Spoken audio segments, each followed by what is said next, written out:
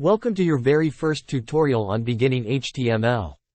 HTML is the bedrock of the World Wide Web, and if you're going to do anything involving the web, even in other languages, it is highly important to know HTML. So, let's take a look at some of these bullet points. Again, this is an introductory video. In the next video, we'll actually start doing some code.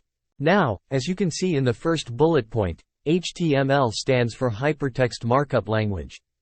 You might say, wow, what is that? But it's actually very easy to use. HTML is a document that contains text.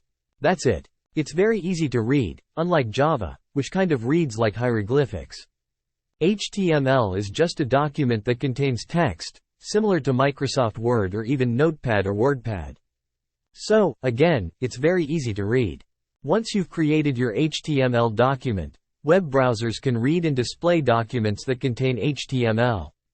So, Firefox, Google, Internet Explorer, they all do the same thing. They're going to take that document and display it to the user. Okay, let's move along to the next slide. It's all about tags in HTML. As you can see in the first bullet point, all tags have angle brackets. So, in the next bullet point, this is a body tag right here with its two angle brackets, and that, by itself, is a tag. Now, every tag has a closing tag, which is right here, and then we put something inside those tags. It's like the yin and yang of the universe. If you have an opening tag, you've got to have a closing one. The closing one, right here, is identified by this slash. So, it's that simple. There's a start and an end. One's a start tag, and the one with the slash is the end tag. Now, together with all the tags and whatever we put inside those tags, they are called markup elements. Basically, a markup element is a set of tags that has something that goes inside of it. That's all it is. I also want to point out that we're just using the body tag as an example. We'll be going over many other tags in the other videos. Most of the HTML code that you'll be doing always has an opening tag and an end tag.